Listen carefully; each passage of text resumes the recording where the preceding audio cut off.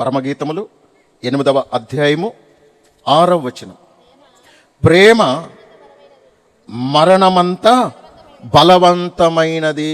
ప్రేమ మరణమంత బలవంతమైనది. అంటే ఒక వ్యక్తిలో ప్రేమ ఉంటే, పిల్లల పట్ల ప్రేమ ఉన్నా, తల్లిదండ్రుల పట్ల ప్రేమ ఉన్నా, భార్య భర్తల మీద ప్రేమ ఉన్నా, బంధుమిత్రుల మీద ప్రేమ ఉన్నా, రక్త సంబంధికుల మీద ప్రేమ ఉన్నా, అత్త కోడళ్ళ మీద ఉన్న ప్రేమ ఉన్నా, తోటి కోడల మధ్య ప్రేమ ఉన్నా, అన్నదమ్ముల మధ్య అక్క చెల్లెల మధ్య ప్రేమ ఉన్నా, ఈ ప్రేమ ఏం చేస్తుంది తెలుసా? మనల్ని బలవంతం చేస్తుంది. ఎంత బలవంతం చేస్తుంది అంటే, అవసరమైతే వాళ్ళ కొరకు మరణం వరకు వెళ్ళిపోయినా పర్వాలేదు అనే బలవంతం చేస్తుంది. నిజమైన ప్రేమ. కపట ప్రేమ అంటా చూసారు, అది నటిస్తుంది.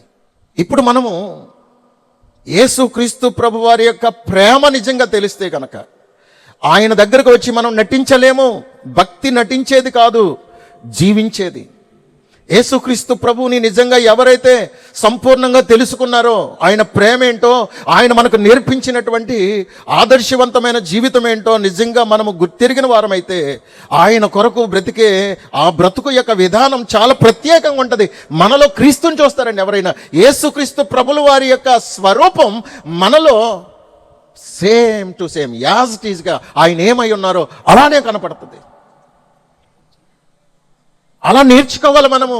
యేసుక్రీస్తు ప్రభుల వారి నుండి మనం నేర్చుకోవలసిన జీవిత పాఠం ఎలా ఉండాలంటే, ఆయన కొరకు నేను ఎలా బ్రతకాలి, ఆయన్ని అడ్డం పెట్టుకుని ఎలా బ్రతకాలి అన్నట్టుగా మాత్రం ఎప్పుడు ఆలోచించొద్దు. ఈరోజు చాలామంది సేవకులు ఆయన అడ్డం పెట్టుకుని బ్రతికే వాళ్ళు ఉన్నారు.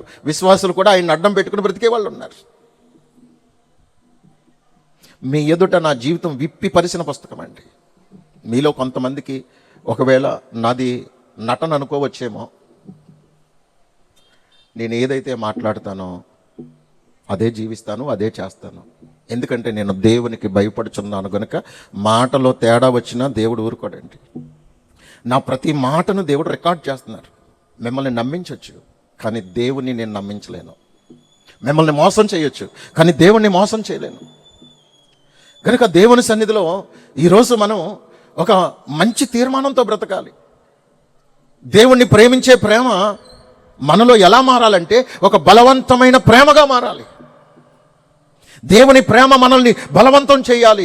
దేవుని కొరకు నేను ఎలా బ్రతకాలి, అందరిలా నేను ఏదో వేషధారణ జీవితం కాదు, నేను ప్రత్యేకంగా బ్రతకాలి, మాదిరిగా బ్రతకాలి, భక్తిగా బ్రతకాలి, నీతిగా బ్రతకాలి, యథార్థంగా బ్రతకాలి, దేవుడు మెచ్చేటట్లుగా బ్రతకాలి, నన్ను చూసి దేవుడు సంతోషించేటట్లుగా నేను బ్రతకాలి. అలాంటి బ్రతుకు కదా నేను బ్రతకవలసింది అని మనల్ని మనం ఎంకరేజ్ చేసుకోవాలి, ప్రోత్సహించుకోవాలి. నటించకూడదు దేవుని దగ్గర. క్రీస్తు ప్రేమ మమ్మును బలవంతము చేయుచున్నది. ఎందుకంటే ఆయన మనందరి కొరకు మరణించారు. ఆయనకు అంత అవసరం ఏముంది? ఆయన మరణించకపోతే మన జీవితాలు దుర్భరమైన జీవితాలు. ఎంతోమందిని మిషనరీస్ని, గొప్ప గొప్ప దైవజనుల్ని దేవుని ప్రేమ బలవంతం చేస్తే, ఆ దేవుని ప్రేమ ఎన్నో దేశ విదేశాలలో వారు సువార్త ప్రకటించడానికి, మనమేమో ఏజెన్సీ ఏరియా అంతా కూడా కుటుంబాన్ని కనీసం సంవత్సరానికి ఒక్కసారైనా కొత్త ప్రాంతాలు తీసుకెళ్ళి చూపించి అక్కడక్కడ మనం ప్రార్థన చేయాలనే తీర్మానంతో వెళ్ళటం జరిగింది. అక్కడ సొంకరమెట్ అని బాగా ఎత్తులో కట్టారన్నమాట మందిరం. దానికి 70 సంవత్సరాల చరిత్ర ఉన్నటువంటి మందిరం అది. ఆ మందిరంలోకి వెళ్ళినప్పుడు అండి చాలా ఏడ్చానండి నేను. ఎందుకు ఏడ్చానో తెలుసండి? అప్పటికి రోడ్లు లేవు, సరైనటువంటి వెహికల్స్ లేవు, సౌకర్యవంతమైనటువంటి పరిస్థితులు లేవు. దైవజనులు విదేశాల నుంచి వచ్చి అక్కడ పెద్ద చర్చి కట్టారండి. చాలా ఎత్తులో కొండ మీద కట్టారనమాట. అరే, ఈ మెటీరియల్స్ అన్నీ అప్పుడు ఎలా మోసారు? ఇంత ఖర్చు పెట్టి, అప్పట్లో ఇంత ఖర్చు పెట్టి, మారుమూల ప్రాంతం అనమాట అది, చాలా మారుమూల ప్రాంతం. వాళ్ళు కట్టినటువంటి మందిరంలో చాలాసేపు ఏడ్చి, ప్రభువా వాళ్ళంతా త్యాగం చేసి డెవలప్ లేని ఏరియాకు వచ్చి, అప్పటికి ఇంకా అది అభివృద్ధి చెందని ప్రాంతంలో వాళ్ళ కుటుంబాలని విడిచిపెట్టి వచ్చి మారుమూల ప్రాంతాల్లో అంత గొప్ప పరిచర్య చేసినటువంటి ఆ దైవజనుల్ని జ్ఞాపకం చేసుకొని చాలాసేపు ఏడుస్తేనే కానీ నాకు తృప్తి అవ్వలేదు. యేసుక్రీస్తు ప్రభు వారి యొక్క ప్రేమ వారిని బలవంతం చేయటాన్ని బట్టి ఎన్నో ప్రాంతాల్లో. హల్లెలూయా, దేవునికి మహిమ కలుగును గాక. నిజంగా మనలో యేసుక్రీస్తు వారి యొక్క ప్రేమ ఉంటే గనక ఈ ప్రేమ మనల్ని ఏం చేస్తుందంటే బలవంతం చేస్తుంది. దేవుని కొరకు మనం ఎలా బ్రతకాలో అలా బ్రతకటానికి ప్రేమ మనల్ని బలవంతం చేస్తుంది. నువ్వు ఇలా చెయ్యి, అలా చెయ్యి అని ఈ ప్రేమ మనల్ని బలవంతం చేస్తుంది. అపోస్తల కార్యములు 16వ అధ్యాయము 30వ వచనం. వారిని వెలుపలికి తీసుకుని వచ్చి, అయ్యలారా, రక్షణ పొందుటకు నేనేమి చేయవలెనను? అందుకు వారు, ప్రభువైన యేసునందు విశ్వాసముంచుము, అప్పుడు నీవును నీ ఇంటి వారును రక్షణ పొందుదురని చెప్పి అతనికిని అతని ఇంటనున్న వారికి అందరికిని దేవుని వాక్యం బోధించిరి. రాత్రి ఆ గడియలోనే అతడు వారిని తీసుకొని వచ్చి వారి గాయములు కడిగెను. వెంటనే అతడును అతని ఇంటి వారందరూ బాప్తిస్మము పొందిరి.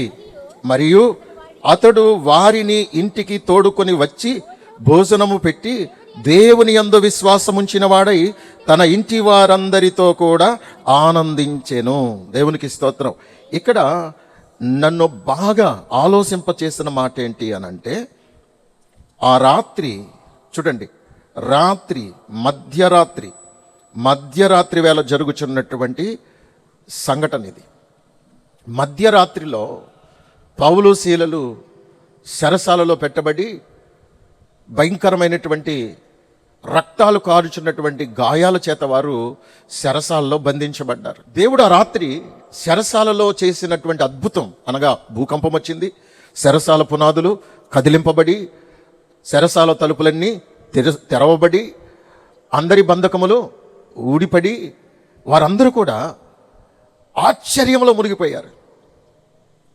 తుల్లిపడి చెరసాల నాయకుడు లేచాడు. లేచిన వెంటనే అతనికి కనపడుతున్నటువంటి ఆ పరిస్థితిని చూసినప్పుడు చాలా భయం అనిపించింది. ఎందుకంటే ఖైదీలందరూ పారిపోయారు అనుకుని తన కత్తి దూసి తన్ను తాను పొడుసుకొనబోయాను. చూడండి, తన కత్తి దూసి తన్ను తాను సంపుకొనబోయాను. ఆ సమయంలో పౌలు గారు అంటారు, నీవు ఏ హాని చేసుకోవద్దు, మేమందరం ఇక్కడే ఉన్నాము. ఎందుకు తన్ను తాను చంపుకోబోయాడంటే, రోమా గవర్నమెంట్లో ఏ ఒక్క ఖైదీ పోయినా ఆ చెరసాల నాయకునికి పనిష్మెంట్ చాలా కఠినంగా ఉంటుంది. ఎరా నీకు జీతం ఇచ్చింది ఎందుక అని కఠినమైనటువంటి పనిష్మెంట్ ఉంటుంది, శిక్ష ఉంటుంది. మనం 27వ అధ్యాయము ఇదే అపోస్తల కార్యములో 27వ అధ్యాయం 42వ వచనం చదవండి. ఇక్కడ చెరసాల నాయకుడు, జైలు అధికారి, తను వెంటనే దైవజనుల కాళ్ళ మీద పడిపోయి తాను అంటున్నాడు, అయ్యలారా. ఇది వరకు ఇంతకు ముందేమన్నాడు? ఒరేయ్ అన్నాడు. ఎవరిని? పాస్టర్ గారి వాళ్ళని. ఒరేయ్ ఎరా అన్నట్టుగా మాట్లాడాడు. కొట్టాడు, రక్తాల కారిలా కొట్టాడు జైలు అధికారి. బండ బూతులు తిట్టి అవమానకరంగా మాట్లాడాడు, రక్తాల కారిలా కొట్టాడు. ఎందుకంటే అలాంటి సమయంలో దైవజనులు పాడిన పాటలకి, చేసిన ప్రార్థనలకి చెరసాలే అసలు కంపిస్తే, అందరి బంధకాలు ఊడిపోతే, ఇది చూసిన జైలధికారికి యేసు క్రీస్తు ప్రభు వారిలో ఉన్న గొప్పతనం ఏంటో, ఆ మహిమేంటో, ఆయనకి ప్రార్థన చేస్తే ఆయన భక్తుల పట్ల ఆయన చేసే గొప్ప కార్యాలేంటో కళ్ళారా చూసినటువంటి వ్యక్తికి ఒకంత ఆశ్చర్యమైతే, ఇంకొక ఆశ్చర్యం ఏంటో తెలుసా?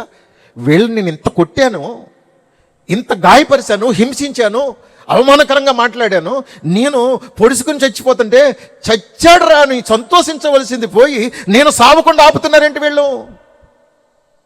నేను పొడుచుకుని చనిపోతుంటే నా సావును చూడటాను వారికి ఏమాత్రం కూడా సంతోషం కాకుండా బాధ అనిపించింది వీళ్ళకి. ఆ స్థానంలో నేనుంటే చచ్చాడులే అని అనుకుందును. కానీ నన్ను నేను పొడుచుకుని చచ్చిపోతుంటే నన్ను ఆపుతారేంటి వీళ్ళు? వీళ్ళ ప్రేమ ఎలాంటిది? వీళ్ళ దేవుడు నేర్పించినటువంటి ఈ మాదిరి ఎలాంటిది? అబ్బా, వీళ్ళని ఏదో అందరూ తిట్టారు కదా, నేను తిట్టాను, కొట్టే అధికారం ఉంది కదా అని కొట్టేశాను, కానీ ఇంత గొప్ప అభిషక్తులైన దైవజనులను నేను అవమానపరిచి, బాధపరిచి, హింసించి, గాయపరిచింది. అయ్యలారా నన్ను క్షమించండి అయ్యా, మీ దేవుడు నాకు కావాలి. మీలా నేను కూడా భక్తి చెయ్యాలి. రక్తాలు కారుతూ భయంకరమైనటువంటి పెయిన్ వస్తున్నటువంటి పరిస్థితుల్లో కూడా మీరు పాటలు పాడారే, ఆనందంగా పాటలు పాడారే. మీ దేవుని ప్రేమ ఎంత గొప్పదో ఇప్పుడు నాకు అర్థమైందయ్యా. మీలా నేను కూడా ఆ దేవునికి భక్తుడిని కావాలనుకుంటున్నాను. ఆ దేవుని కొరకు నేను కూడా నా జీవితాన్ని సమర్పిస్తున్నాను. ఇప్పుడు నేను ఏం చేయాలి చెప్పండి? మీలా మారాలంటే, మీలాంటి ప్రేమ నేను కూడా పొందుకోవాలంటే, మీ వంటి విశ్వాసం నేను కూడా కలిగి ఉండాలంటే, మీ దేవుణ్ణి నేను కూడా వెంబడించాలంటే, ఆ దేవుడు అనుగ్రహించే ఆ పరలోకం నేను సంపాదించుకోవాలంటే ఇప్పుడు నేను ఏం చేయాలో చెప్పండి, మీరు ఏం చెప్పినా చేస్తాను అని ఈ జైలు అధికారి పౌలు శీలని దైవజనుల్ని అడుగుతున్నప్పుడు బహుశా నేను ఈ విధంగా అనుకున్నాను. నాకు కొన్నిసార్లు వాక్యం ధ్యానం చేస్తున్నప్పుడు కొన్ని ప్రశ్నలు తలెత్తుతాయి. పౌలు గారు చెప్పుంటారు, బాబు మేము జైల్లో ఎందుకు పెట్టబడ్డామో తెలుసు కదా. ఈ భక్తి చేసే సమయంలో కొన్నిసార్లు అవమానాలు రావచ్చు, నిందలు రావచ్చు, కష్టాలు రావచ్చు, నష్టాలు రావచ్చు. గనుక నీవు ఇప్పుడు గనక బాప్తిస్మం పొంది యేసు ప్రభు నా దేవుడు అన్నావనుకో, నీ ఉద్యోగం ఊడిపోద్దయ్యా, నీ ఉద్యోగం ఊడిపోద్ది మరి అని అంటే అసలు ఏమంటాడని, అయ్యా ఇప్పుడు నేను కత్తితో పొడుచుకుని కాసేపటి క్రితం చచ్చిపోయి ఉంటే గనక నా భార్య బిడ్డలు ఏమైపోదురు? వారు అనాథలైపోదురు. నన్ను నేను చంపేసుకోవాలనుకున్నాను కదా, నేను చచ్చిపోయినోడితో సమానమేక.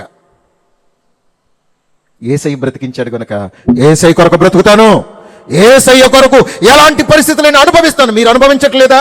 ఇంత సంతోషంగా ఉన్నారు, ఇన్ని కష్టాలు, ఇంత భయంకరమైనటువంటి అవమానాలు వచ్చినా మీరు ఇంత సంతోషంగా ఉన్నారు. ఆ సంతోషం నాకు కావాలయ్యా. నేను జీతం తెస్తున్నాను కానీ మా ఇంట్లో సంతోషం లేదు, నిత్యం గొడవలే.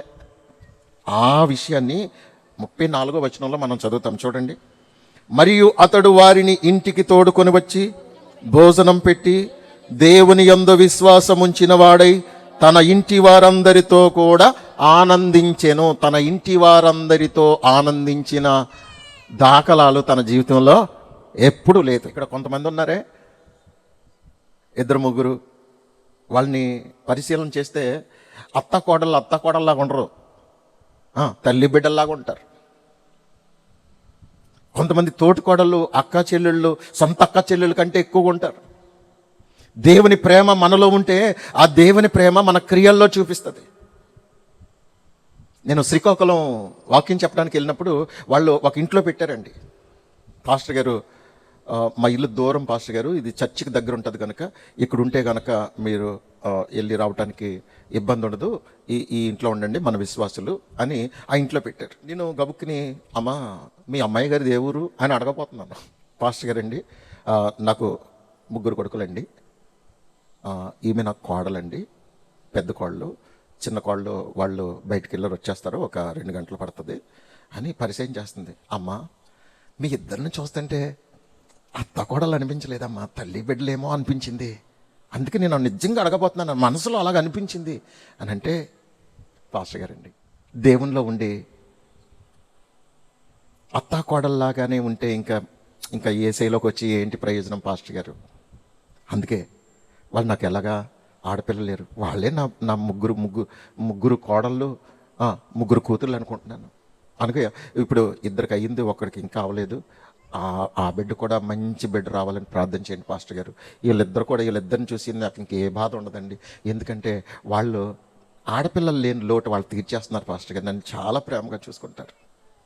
ఆమేన్, హల్లెలూయా, దేవునికి మహిమ కలుగును గాక. చాలామంది ఏమనుకుంటారంటే, మా కోళ్ళు అలాగుంటే ఎంత బాగుంటుంది, మరి నువ్వు కూడా అలాగ ఉండాలి కదా, మా అత్తగారు అలాగుంటే ఎంత బాగుంటుంది, మరి నువ్వు కూడా అలా ఉండాలి కదా. చాలామంది ఏమంటారంటే, అత్తగారేనండి పాస్టర్ గారు, అవునా, కోడలేనండి పాస్టర్ గారు అంటారు. అత్తగారే అన్నది లోకంలో, నీకేం పోయే కాలం, కోడలు అన్నది లోకంలో. కానీ యేసుక్రీస్తు ప్రభు వారి యొక్క ప్రేమ నిన్ను బలవంతం చేయాలి. నా అత్తగారిని అత్తగారిలా చూడకూడదు, తల్లి కంటే ఎక్కువగా చూడాలి. నా కోడల్లా చూడకూడదు, కోడల్ని కుమార్తె కంటే ఎక్కువలా చూడాలి అనుకున్నప్పుడే ఆ ప్రేమ సుస్పష్టంగా కనపడుతుంది లోకానికి. ఆమేన్. హల్లెలూయా. దేవునికి మహిమ కలుగునుగాక. మనం అలా చూపించాలి, ఆ ప్రేమను అలా చూపించాలి. చూడండి, ఈ జైలు అధికారి యొక్క కుటుంబంలో ఆనందం లేదు, సంతోషం లేదు. కానీ యేసుక్రీస్తు ప్రభు వారిని ఎప్పుడైతే తను సొంత రక్షకునికి అంగీకరించి ఆ రాత్రికి రాత్రే ముందు బాప్తిసం ఇవ్వండి అయ్యా నాకని బాప్తిసం పొందటానికి తీర్మానించుకున్నాడు, బలవంతం చేశాడండి. నేను చెప్పాలనుకున్నది ఏంటంటే, బలవంతం చేస్తున్నాడు. రేపు చూద్దాంలే బాబు అంటే, వద్దయ్యా, ఈ రాత్రి నాకు కావాలి, నాకు మనశ్శాంతి లేదు, నాకు ఈ రాత్రికి రాత్రే బాప్తిసం ఇవ్వండి సార్, ఈ రాత్రికి రాత్రే నాకు బాప్తిస్మం కావాలి. వెంటనే బాప్తిసం పొందిన తర్వాత ఇంటికి తీసుకొని వచ్చంట గాయాలు కడిగి వారికి భోజనం పెడితే, వారు భోజనం చేస్తున్నప్పుడు అమ్మ ఇప్పుడు తృప్తిగా ఉంది అయ్యగారు, పాస్టర్ గారు ఇప్పుడు సంతోషంగా ఉంది, నాకు ఇప్పుడు తృప్తిగా ఉంది. ఏంటండి ఇది? ఏం జరిగింది? రుచి చూసి తెలుసుకోవాలి. యెహోవా ఉత్తముడని రుచి చూసి తెలుసుకొనడి. మామిడికాయ బాగుందని ఎలా చెప్పగలము? పుల్లగా ఉందో, తీయగా ఉందో, చప్పగా ఉందో తింటే తెలుస్తుంది. ఒక కర్రీ టేస్ట్ అయినా సరే, ఏదైనా సరే రుచి చూడాలి అని అంటే నువ్వు తినాలి, త్రాగాలి, అప్పుడు తెలుస్తుంది. తినకుండా తాగకుండా బాగానే ఉందని చెప్తే అది అబద్ధం. యేసుక్రీస్తు ప్రభువారిలో ఉన్నటువంటి గొప్పతనం ఏంటనేది రుచి చూసిన వ్యక్తికే తెలుస్తుంది. పైన వేషధారణతో చేసే వాళ్ళకి యేసుక్రీస్తు ప్రభు యొక్క గొప్పతనం ఏంటో తెలియదు. మనము రుచి చూసి తెలుసుకుంటే ఆ టేస్ట్ ఏంటో తెలుస్తుంది.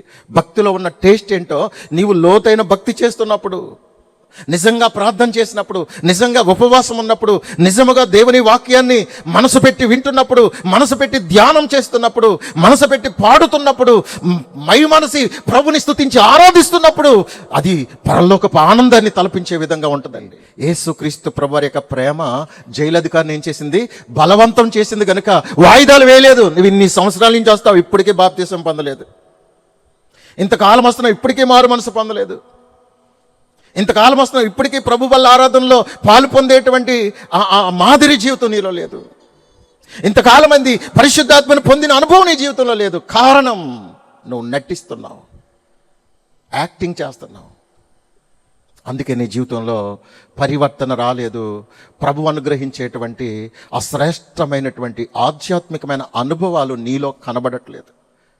ఆయన ప్రేమ మనల్ని బలవంతం చేసినప్పుడు దేవుని యొక్క ప్రభావం మనల్ని ఏం చేస్తుంది అంటే నిన్ను ప్రత్యేకించబడిన వ్యక్తిగా మార్చేస్తుంది. అందరిలా నీ ఉండవు, నీ అనుభవం ప్రత్యేకంగా ఉంటుంది, నీ అనుభవం చాలా అద్భుతంగా ఉంటుంది.